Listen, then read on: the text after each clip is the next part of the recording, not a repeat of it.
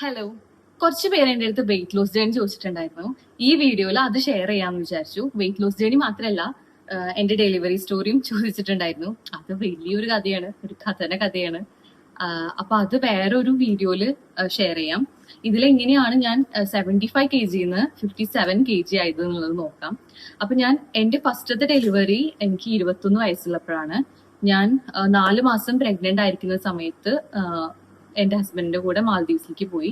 അത് കഴിഞ്ഞ് ഞാനൊരു 7 months ഒക്കെ ആയപ്പോഴാണ് തിരിച്ചു വരുന്നത്. ആ ഒരു സമയത്ത് വെയിറ്റ് ഒരു 9th month ഞാൻ 75 kg ഉണ്ടായിരുന്നു. പിന്നെ ബേബി ഡെലിവറി ഒക്കെ കഴിഞ്ഞതിന് ശേഷം ആ 73, 70 അതിലെന്നെ ഇങ്ങനെ സ്റ്റക്കായി നിൽക്കിയിരുന്നു. എനിക്കാണെങ്കിൽ ആദ്യമായിട്ടാണ് ഇത്രയും വെയിറ്റ് കൂടി നമുക്ക് നമ്മളെ തന്നെ ഭയങ്കര വെയിറ്റ് കൂടി ഇങ്ങനെ ചേർത്ത് കാണുമ്പോൾ ഭയങ്കര ബുദ്ധിമുട്ട് തോന്നില്ലേ. അപ്പോൾ ഡെലിവറി ഒക്കെ കഴിഞ്ഞപ്പോൾ എനിക്ക് ഭയങ്കര, കാരണം ഡെലിവറി കഴിഞ്ഞപ്പോൾ ഞാൻ വീണ്ടും തടിക്കണ പോലെ എനിക്ക് തോന്നിയിട്ടുണ്ടായിരുന്നത്. അപ്പൊ ഞാൻ ഒരുപാട് എക്സസൈസ് ഒക്കെ നോക്കി 1 month ഒക്കെ ഞാൻ റെസ്റ്റ് എടുത്തിട്ടുണ്ടാവുള്ളൂ. അത് കഴിഞ്ഞ് ഞാൻ വേഗം എക്സസൈസ് ഒക്കെ തുടങ്ങി. കാരണം എനിക്ക് അത് അക്സെപ്റ്റ് ചെയ്യാൻ പറ്റുന്നില്ല, ഞാൻ ഇത്രയും തടിച്ചത്. അപ്പൊ എനിക്ക് എത്രയും പെട്ടെന്ന് മെലിയാൻ ഞാൻ, കാരണം കല്യാണം കഴിക്കുന്ന സമയത്ത് ഞാൻ 57 kg ഉണ്ടായിരുന്നുള്ളൂ. അതിന് 70 kg ഇങ്ങനെ വന്ന് നിൽക്കുമ്പോൾ അതെനിക്ക് തീരെ അക്സെപ്റ്റ് ചെയ്യാൻ പറ്റാത്തൊരു കാര്യമായിരുന്നു. അങ്ങനെ ഞാൻ ഒരുപാട് എക്സസൈസ് നോക്കിയിട്ട് കുറെ നടക്കലും ഓടലും പലതരം എക്സസൈസും കുറെ കാര്യങ്ങൾ ഞാൻ ചെയ്തിട്ടുണ്ടായിരുന്നു. ആ സമയത്താണ് ഞാൻ അറിയുന്നത് ഈ ഡയാസ്റ്റൈസിസ് റെക്ടൈ എന്ന് പറഞ്ഞിട്ടുള്ള ഒരു സംഭവം. അപ്പോ ഞാനാണെങ്കിൽ എനിക്ക് വയറ് ഭയങ്കര ഉണ്ടായിരുന്നു. രാഹുവിനെ ഞാൻ പ്രഗ്നന്റ് ആയിരിക്കുമ്പോൾ എനിക്ക് ഭയങ്കര വലിയ വയറായിരുന്നു. അപ്പോ ഡെലിവറി കഴിഞ്ഞിട്ടും ആ വയറിന് ഒരു വ്യത്യാസം വരുന്നില്ല. അപ്പൊ എല്ലാരും പറയും നമ്മള് തുണി വെച്ചിട്ട് കെട്ടി കഴിഞ്ഞിട്ടുണ്ടെങ്കിൽ ഇത് ശരിയാവും, വയറൊക്കെ ഒതുങ്ങും, അങ്ങനെയാണ് എല്ലാരും വിചാരിച്ചിരിക്കുന്നത്. പക്ഷെ ആ തുണിയിലൊന്നും അത് നിൽക്കില്ല എന്നുള്ളത് എനിക്ക് മനസ്സിലായി. കാരണം ഇതൊരു അവസ്ഥയാ, ഒരു ഡയാസ്റ്റൈസിസ് റെക്ടൈ എന്ന് പറഞ്ഞിട്ടുണ്ടെങ്കിൽ ഈ ഭാഗത്തുള്ള ആബ്സിന്റെ മസിൽസിന്റെ ഇടയിൽ ഉണ്ടാകുന്ന ആ ഗ്യാപ്പിനെയാണ് പറയുന്നത്. അപ്പോൾ അത് ക്ലോസ് ആവണമെങ്കിൽ നമ്മൾ പ്രോപ്പർ ആയിട്ടുള്ള എക്സസൈസ് തന്നെ ചെയ്യണം എന്നുള്ളത് മനസ്സിലായി. അങ്ങനെ ഒരുപാട് എക്സസൈസ് ഒക്കെ ചെയ്ത് 3 മാസം വരെ എനിക്ക് യാതൊരു വിധത്തിലുള്ള ചേഞ്ചസും ഉണ്ടായിട്ടില്ല. വലിയ രീതിയിൽ ഇപ്പോ 1 കിലോനൊക്കെ കുറഞ്ഞോ അത്രേ ഉണ്ടാവുള്ളൂ. അങ്ങനെ 3 മാസം കഴിഞ്ഞപ്പോ ഞാൻ തിരിച്ച് മാൽദീവ്സിലേക്ക് പോവുക ചെയ്തത്. അപ്പൊ അവിടെ എന്ന് പറഞ്ഞു കഴിഞ്ഞിട്ടുണ്ടെങ്കിൽ ഞാൻ തന്നെ ഫുഡ് ഉണ്ടാക്കുന്നു, ഞാൻ തന്നെ കഴിക്കുന്നു. ഞാൻ തന്നെ ഉണ്ടാക്കുന്ന ഫുഡ് എനിക്ക് കഴിക്കാൻ തീരെ ഇഷ്ടമില്ല. പിന്നെ അവിടത്തെ നമുക്ക് അവിടെ അങ്ങനെ വെളിച്ചെണ്ണയും ഒന്നും കിട്ടില്ല, നമ്മൾ ഓയിലാണൊക്കെ കുക്ക് ചെയ്യുന്നത്. അപ്പോ അവിടുത്തെ ഫുഡും കാര്യങ്ങളൊന്നും ഫിഷ് ആയിരിക്കും കൂടുതൽ കിട്ടുക, വെജിറ്റബിൾസ് അങ്ങനെ കിട്ടില്ല. അപ്പോ അങ്ങനെയൊക്കെ ഓരോന്നാവുമ്പോ നമ്മള് ഫുഡ് കഴിക്കുന്ന അളവ് ഭയങ്കര കുറഞ്ഞു വന്നു. പിന്നെ പുറത്തുനിന്ന് പറയുമ്പോ ഇവിടെ എന്ന് പറഞ്ഞു കഴിഞ്ഞാൽ നമുക്ക് ഇഷ്ടമല്ല. അപ്പൊ ഫുഡ് എന്താ വെച്ചാൽ സൊമാറ്റോയിൽ ഓർഡർ ചെയ്യുക, ഫുഡ് വരുന്നത് നമ്മൾ കഴിക്കുന്നു അങ്ങനെ. പക്ഷെ അവിടെ എന്ന് പറഞ്ഞു കഴിഞ്ഞാൽ നമ്മളവിടെ കിട്ടുന്ന പോലെ ഒരു ഫുഡും ഇല്ല. ഐലൻഡ് അല്ലേ, അവിടെ ഈ ഷവർമ, ഷവായ, അൽഫാം അങ്ങനെയുള്ള സാധനങ്ങളൊന്നും കിട്ടാനില്ല. ബർഗർ നല്ല നമ്മൾ നാട്ടിൽ കിട്ടുന്ന പോലത്തെ ഒന്നും അല്ല അവിടുത്തെ ബർഗറും സാൻഡ്വിച്ചും ഒക്കെ. അപ്പോ സ്വാഭാവികമായിട്ടും നമ്മൾ കഴിക്കുന്ന ഫുഡിന്റെ അളവ് ഭയങ്കരമായിട്ട് കുറഞ്ഞു വന്നു. എന്നാലും പുറത്ത് പോയാലൊക്കെ അവിടെ കുറച്ച് ചൈനീസ് ആയിട്ടുള്ള ഫുഡ് കിട്ടും. അപ്പൊ അത് കഴിക്കും. പിന്നെ അവിടുത്തെ ഒരു ലോക്കൽ ഫുഡ് ഉണ്ട്, അവരുടെ ഒരു ചോറും ഫിഷ് കറിയും ഒക്കെ ആയിട്ടുള്ള ഒരു സംഭവം. അപ്പൊ അത് ഭയങ്കര ഇഷ്ടം, അങ്ങനെയുള്ളത് കഴിക്കും. അല്ലാതെ ഇപ്പൊ നമുക്ക് പ്രത്യേകിച്ച് ഒന്നും കഴിക്കാല്ലാത്തതുകൊണ്ട് നമ്മൾ കൂടുതലും വീട്ടിൽ തന്നെ കുക്ക് ചെയ്തിട്ട് അങ്ങനെയൊക്കെ കഴിക്കാം.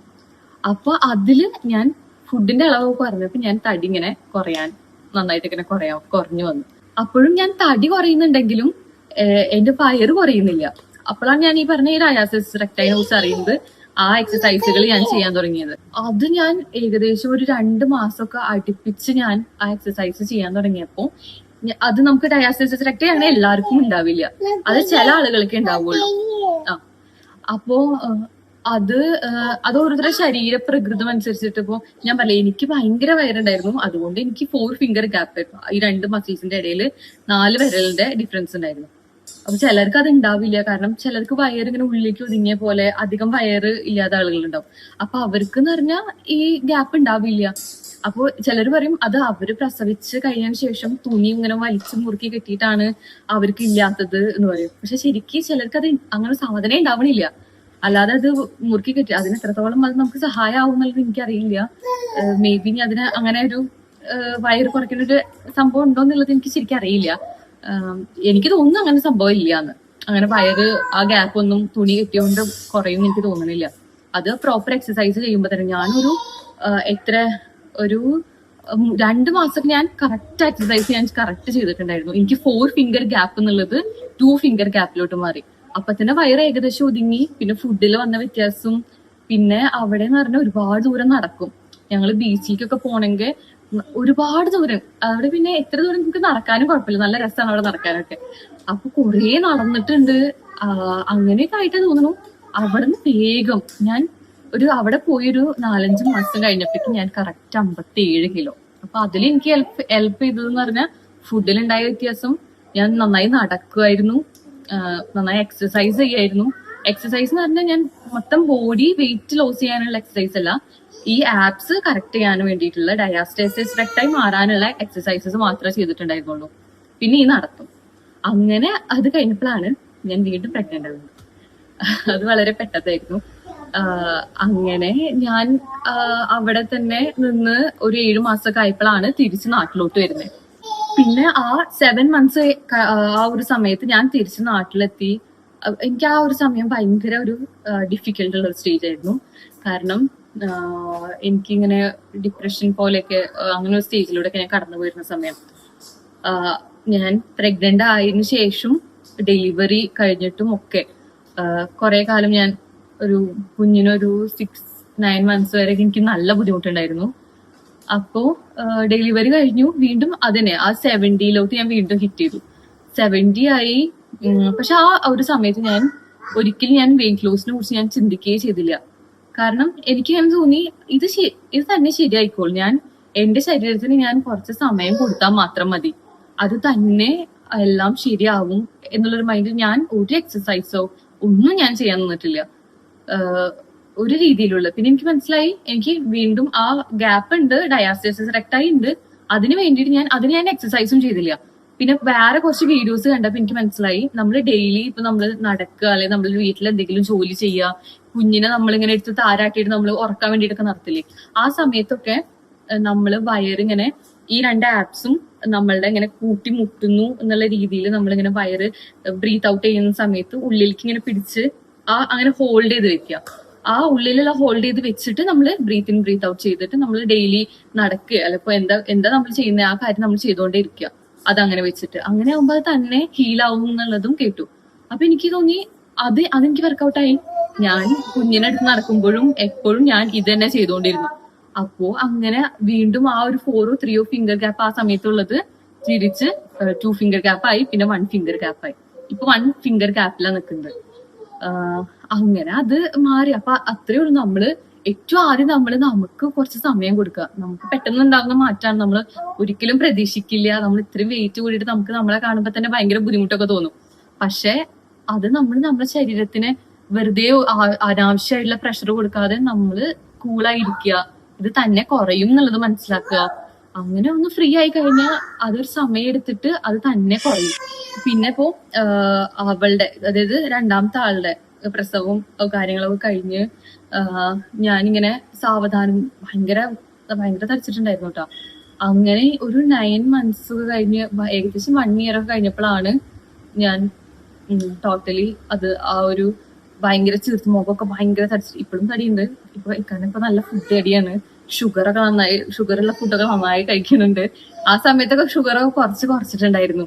അങ്ങനെയൊക്കെ ഒന്ന് കുറഞ്ഞു വന്നത്. ഇപ്പൊ വീണ്ടും നല്ല ചോറാണെങ്കിലും ഒക്കെ നന്നായി കഴിക്കും. എന്തെങ്കിലുമൊക്കെ കഴിക്കാൻ ആഗ്രഹം തോന്നി കഴിഞ്ഞാൽ അപ്പൊ സൊമാറ്റോയിൽ ഓർഡർ ചെയ്യും, ഷേക്കൊക്കെ നന്നായി കുടിക്കും. അങ്ങനെയൊക്കെ ഇപ്പൊ നന്നായി ഷുഗർ ഇൻടേക്ക് ഉണ്ട്. അപ്പൊ അതുകൊണ്ടാണ് ഇപ്പൊ ഒന്നും കൂടി മുഖമൊക്കെ തടിച്ചിരിക്കുന്നത്. ഞാൻ ആലോചിക്കും, ഞാൻ ആ ഷുഗർ കൂടി കട്ട് ചെയ്യുകയാണെങ്കിൽ കറക്റ്റ് എനിക്ക് ഞാൻ വിചാരിച്ച പോലെ എനിക്ക് ആവാൻ പറ്റും. പക്ഷെ ഞാനിപ്പോ അത് മനഃപൂർവ്വം ചെയ്യാനായിട്ടാണ്. കാരണം ഇപ്പൊ ഞാൻ ഏകദേശം ഞാൻ വിചാരിച്ച ആ ഒരു വെയിറ്റിലോട്ട് ഞാൻ എത്തി. അപ്പൊ പിന്നെ ആ ഒരു ലെവലിൽ ഇങ്ങനെ പോവാണ്. ഇപ്പൊ നിങ്ങളും ഈ പ്രഗ്നൻസി ഒക്കെ കഴിഞ്ഞിട്ട് വെയിറ്റ് ലോസ് ചെയ്യാൻ നോക്കുന്ന ആളാണെങ്കിൽ ഒരു കാര്യം മനസ്സിലാക്കേണ്ടത് എന്താന്ന് വെച്ച് കഴിഞ്ഞിട്ടുണ്ടെങ്കിൽ, ഈ ഒരു സമയം ഇതിങ്ങനെ കഴിഞ്ഞു പോകും. ഈ വെയിറ്റ് ഒക്കെ നമുക്ക് തിരിച്ച് നമ്മളെ പഴയ വെയിറ്റിലോട്ടൊക്കെ അതാവും. അതിന് നമ്മൾ കുറച്ച് സമയമാണ് നമ്മളെ ശരീരത്തിന് കൊടുക്കേണ്ടത്. ഞാൻ ഇപ്പൊ ഫസ്റ്റിൽ ചെയ്തപ്പോൾ എനിക്ക് ഭയങ്കര ടെൻഷനായിരുന്നു. ഭയങ്കരമായിട്ട് ഞാൻ ഈ വെയിറ്റിനെ കുറിച്ച് ഭയങ്കര കൺസേൺ ആയിരുന്നു. എനിക്ക് അനാവശ്യ ടെൻഷനായിരുന്നു. അപ്പൊ എനിക്ക് കുഞ്ഞിനെ നോക്കാനുള്ള ഒരു മാനസികാവസ്ഥ ഒന്നും ചിലപ്പോ ഉണ്ടാവില്ല. അപ്പൊ അതൊക്കെ മറന്ന് നമ്മൾ ബേബിയെ നോക്കുക, നന്നായി ബ്രസ്റ്റ് ഫീഡ് ചെയ്യുക. പിന്നെന്താ, ഫുഡ് നമുക്ക് നല്ല വിശപ്പുണ്ടാവും. കാരണം ബ്രസ്റ്റ് ഫീഡ് ചെയ്യുന്ന സമയത്ത് നമുക്ക് ഭയങ്കര വിശപ്പുണ്ടാവും.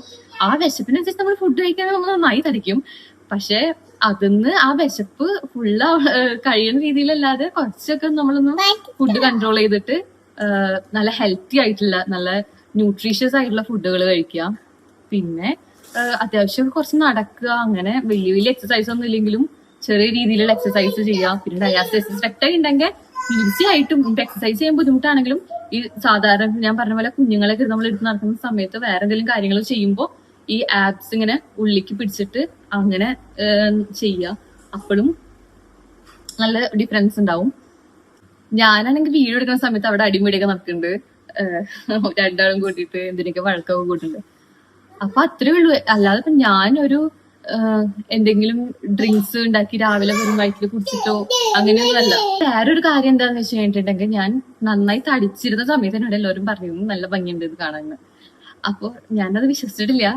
പക്ഷെ ഞാനത് കേട്ടിട്ട് ഞാൻ സമാധാനിച്ചിട്ട് ഞാൻ അങ്ങനെ നടക്കുന്നു. പക്ഷെ എനിക്ക് മനസ്സിലായ ഒരു കാര്യം എന്താന്ന് വെച്ച് കഴിഞ്ഞാൽ, ആ സമയത്ത് എനിക്ക് ഭയങ്കര ഗ്ലോയിങ് സ്കിൻ ആയിരുന്നു. ഞാൻ എന്റെ സ്കിൻ ടോണൊക്കെ ഫേസ് കണ്ടിട്ട് ഒരുപാട് പേര് പറഞ്ഞിട്ടുണ്ട് ഭയങ്കര മാറ്റം വന്നിരിക്കുന്നു.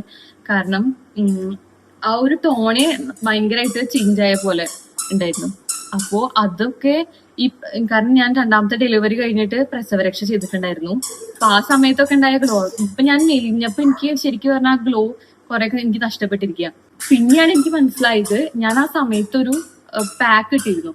ആ പാക്കാണ്, ഫേസ് പാക്കാണ് എനിക്ക് തോന്നുന്നു അത്രയും എനിക്ക് ആ ഒരു ഗ്ലോയിങ് സ്കിൻ അല്ലെങ്കിൽ അത്രയും ചേഞ്ച് ഉണ്ടാക്കിയത്. അപ്പൊ ആ പാക്ക് ഞാൻ വേറൊരു വീഡിയോയിൽ ഞാൻ ഷെയർ ചെയ്യാം. അപ്പൊ ഇത്രയേ ഉള്ളൂ വെയിറ്റ് ലോസ് ജേർണിനെ കുറിച്ച് പറയാൻ വേണ്ടിയിട്ട്. അല്ലാതെ ഇപ്പൊ ഞാൻ രാവിലെയൊക്കെ എണീറ്റ് എന്തെങ്കിലും വെറും വയറ്റിൽ അങ്ങനെ വെള്ളം ഇങ്ങനെ വെള്ളം, ആദ്യത്തെ ഡെലിവറിക്ക് ഞാൻ അങ്ങനെ എന്തെങ്കിലും ചെയ്തിട്ടുണ്ട്, ആദ്യത്തെ ഡെലിവറി കഴിഞ്ഞിട്ട്. പക്ഷെ അതൊന്നും എനിക്ക് ഞാൻ കണ്ടിന്യൂസ് ആയിട്ടല്ല, ഞാൻ കുറച്ച് ഒരാഴ്ചയൊക്കെ ചെയ്തിട്ടുണ്ടാവും. ഇതൊന്നും എനിക്ക് ഇങ്ങനത്തെ കാര്യങ്ങളൊന്നും എനിക്ക് ഒരുപാട് കാലം ചെയ്ത് ചെയ്യാൻ പറ്റുന്നതല്ല. അപ്പൊ രാവിലെ ഈ ഡ്രിങ്ക് കുടിക്കുക അല്ലെങ്കിൽ ആ ഡ്രിങ്ക് കുടിക്കുക, എന്തെങ്കിലും പ്രത്യേകിച്ച് അതിന് വേണ്ടി കഴിക്കുക, പിന്നെ ഭക്ഷണം തീരെ കഴിക്കാതിരിക്കുക, അതൊന്നും എനിക്ക് പറ്റുന്ന കാര്യമില്ല. അപ്പൊ ഇതിനെ കൊണ്ട് പറ്റുന്ന രീതിയിൽ ഒരുപാട് കാര്യങ്ങൾ അങ്ങനെയൊക്കെ ചെയ്തിട്ട് ആണ് വെയിറ്റ് ലോസ്. കുട്ടികൾക്കാണെങ്കിലും മറ്റേ ഫോർമുല മിൽക്ക് ഒന്നും കൊടുത്തിട്ടില്ല ഇതുവരെ. ബ്രസ്റ്റ് ഫീഡിങ് ആണ്. ഇപ്പോൾ അവൾക്ക് 2 വയസ്സാവാറായി, 1.5 വയസ്സായി. ഇപ്പോഴും ബ്രസ്റ്റ് ഫീഡ് ചെയ്യുന്നുണ്ട്. അപ്പോൾ എനിക്കറിയാം ഇനിയും ബ്രസ്റ്റ് ഫീഡ് ചെയ്യുമ്പോൾ ഇനിയും ഞാൻ കുറയും. കാരണം ഒരുപാട് കാലറി നമുക്ക് ബേൺ ആയി പോകുന്നുണ്ട് ബ്രസ്റ്റ് ഫീഡിങ്ങിലൂടെ.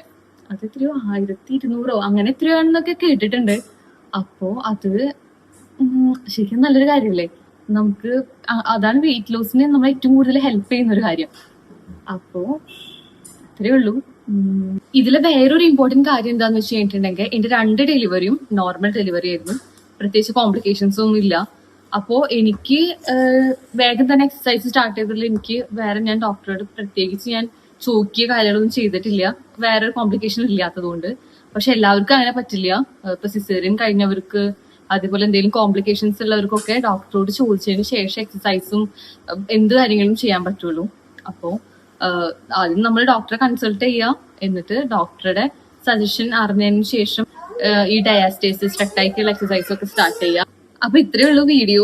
ഇനി അടുത്ത ഒരു ഡെലിവറി സ്റ്റോറിയുടെ വീഡിയോ ഒക്കെ ആയിട്ട് ഞാൻ വരണ്ട്, അതുപോലെ ഫേസ് പാക്കിന്റെയും.